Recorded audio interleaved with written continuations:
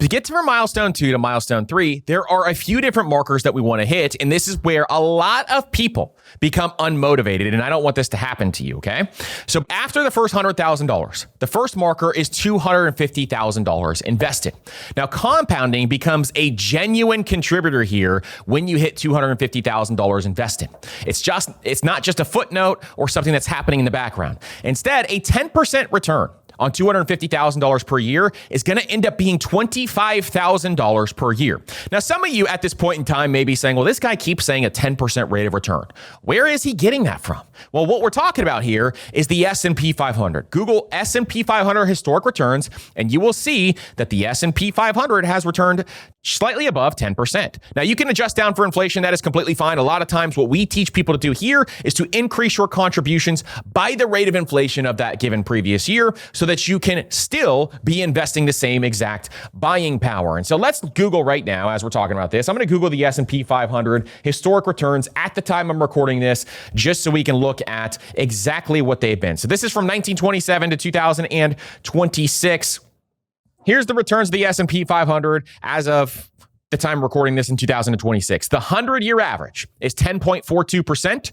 The 50-year average is 11.71%. The 30-year average is 10.12%. And the 10-year average is 15.62%. That's since 2016. Absolutely crazy. After inflation, if you adjust that one down, it's 12.02%. And so if you're asking, well, where is he getting that 10% rate of return from? That is where I'm getting it from. Now, if you're planning for your retirement or you're thinking through this when it comes to your retirement, I actually like to even be more conservative than that. You can use an 8% rate of return, 7% rate of return if you want to be really safe. You can use a 9% rate of return, but getting more conservative when it comes to retirement planning is very helpful for most people. So this marker at $250,000 means you're making $25,000 per year at a 10% rate of return, and you are now earning what many people earn from their job just from your investments, or at least a big chunk of what people earn from their job just from your investments at that 10% rate of return. And so you want to, during this time frame, continue growing your income, but do not ignore your investment strategy. It's very important to make sure you're continuing with your investment strategy. You want to continue to diversify across account types, so making sure you have pre-tax, post-tax, and taxable in those different buckets. You want to think through, well, if I am increasing my income more and more over this time frame, maybe I want to think about adding some exposure to real estate, or maybe you want to add some exposure to some other areas. You can absolutely do that, or just continue with your investing plan. And you want to protect against a lifestyle creep even more at this higher income level, especially as it increases over time. Now, if you're hitting your retirement goals, some lifestyle creep is healthy. But if you're not, you want to make sure that you are focusing and growing your income during this time frame. Now, during this marker, this is also a great time to make sure that you're continuing your education. Your financial education is one of the most important things that you are going to be doing. And as you start to see this money compound, you're going to realize I need more and more of a financial education as I get more advanced and down the line with my wealth. And so this is a good time to be thinking through that. So the next marker after $250,000 is probably, you guessed it, $500,000. Now, this is a real milestone. You have invested and saved $500,000. This is a big, big deal. And for some of you, if you bought a house during this time frame, you may be approaching $1 million net worth. But we are focusing on how much you have invested, because those are the real dollars that you can use when it comes to retirement and buying your financial freedom. And so the 500,000 marker is going to be a point in time where you're going to feel like, wow, I am halfway to $1 million portfolio. This is absolutely amazing that I have come this far. And it may feel like you've grinded, or it's been a slog during this time frame. Maybe it took you 20 years to get here, but that's okay, because once you get to this point in time, you're going to see how everything is going to continue to accelerate. Again, $500,000 with a 10% rate of return means that your portfolio could be earning $50,000 every single year. That is a solid salary from portfolio growth alone for a lot of folks. And so when you think about the rule of 72 and how long it takes for this money to double, if you got a 10% rate of return and this money doubles every 7.2 years, well, in 7.2 years, you can anticipate that you will have $1 million portfolio during this time frame. And so this is where you really want to think through well, what do I want to do next? And can I accelerate this path? Because that is before you even add your contributions. Once you add your contributions in, your job at this stage is to stay invested and to keep contributing. The more you can contribute during this time frame, the faster you can accelerate your path to getting to that next milestone.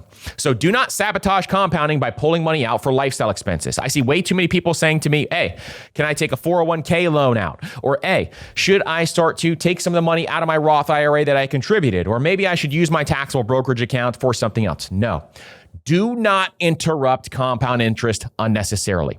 You will make a mistake if you start to think this way. You need to make sure that this money that you have invested, that is untouchable. In fact, it is 500 degrees, and if you touch it, your hand's going to burn off. I don't want you to think about touching that money ever, because once you start to interrupt compound interest unnecessarily, it becomes a habit and you feel like you can go back to the well and keep on dipping into that well.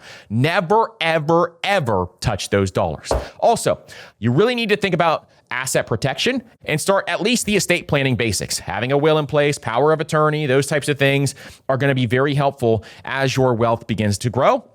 And also make sure you have all your beneficiary designations in place, going to the right people. A portfolio this size, and really any size portfolio, you want to make sure it's going to the right folks and the right people. And at this wealth level, tax strategy is going to become increasingly important, especially as your income begins to grow. If you are someone who could get this far, I assume from when you were at the 10,000 or milestone 1 all the way up to this marker at 500,000, that you have most likely grown your income over that time frame. And so because of this, and because you are someone who has focused your time and energy on growing your income, you want to make sure that tax strategy becomes a part of what you're thinking about. Now, if you're a W-2 earner, you may not yet need someone who is a tax strategist, but if you're investing in businesses or real estate, or you have all these different things going on and you feel as though your tax situation is becoming complicated, this could be a time where you move on to the next step and find a CPA.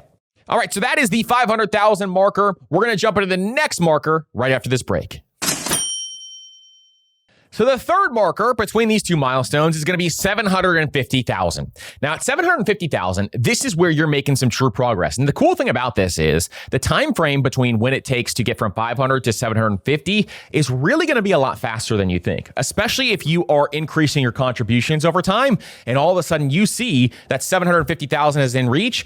I really want you to focus on this. In fact, let's use our calculator to see how long it would take to go from 500,000 to $750,000. Because I think this is where a lot of people get surprised on how long it can actually take. So I'm going to pull this up and show you guys exactly how long this could take, okay?